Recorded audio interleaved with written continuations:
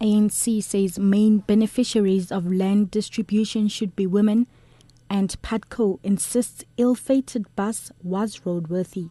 With your news update, I'm Kensani Maranele. The ANC's policy conference in Midrand is proposing that women should be the main beneficiaries of land redistribution. The recent cabinet midterm review pointed to the fact that overall at least 6.8 million hectares of land had been transferred to beneficiaries since 1994. This represents 27% of the target of 24.5 million hectares by 2014. ANC NEC member Hlengiwe Mkhize says ownership of land, especially in rural areas, is also a major concern. Those women don't own those fields.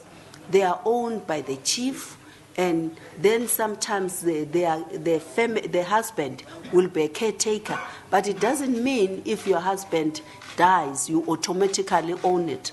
So the question of ownership for us is big, because we think it will really restore the dignity of women. The 12 Eastern Cape nurses who were found guilty of 950,000 rands medicine fraud and theft have been sentenced to an effective fine of 20,000 rand each or 2 years in jail. The sentence has been welcomed by the Eastern Cape Health Department, which says it hopes the punishment will serve as a warning. This has, however, angered nurses who packed the gallery. They say there is no proof and they are only guilty of poor bookkeeping. I think they have been complying for our pledge, which says our patient will be our first consideration. They decided to consider patients first. We nurses will feel pity for them, and we are so concerned what is going to happen to us tomorrow if the Department of Health is not employing enough nurses so that we do what is supposed to be done. We are sorry for these people. We are sorry for the community, because now we are going to concentrate on books more than concentrating on patients. PADCO insists, despite reports to the contrary, that the bus in which 19 people were killed earlier this week was roadworthy.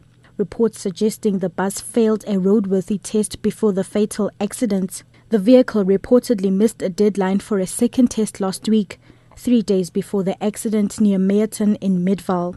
PADCO's Rapiri Mutsaneng says he has a document that can prove that the bus was tested and was declared roadworthy by Midvaal authorities. We have in our possession a document that comes from Midvaal that has been signed that indicates that the bus has passed, and I'm more than willing to make that document available to you. The document is in a PDF format. They are the ones who are doing the test on our buses. The Professional Educators Union in Limpopo says a catch-up plan for grade 10 learners affected by the textbook fiasco must include extra classes. The Basic Education Department has announced that learners will be given study guides and DVDs to cover up for lost time. Teacher unions say the department has not confirmed whether teachers will be required for extra lessons. They can't fail to deliver books and bring in extra material that they think are going to prepare for their catch-up. They said, number one, to train teachers with camp. From last year, everything that had to do with training of teachers has been postponed minute after minute. We are expecting the impossible.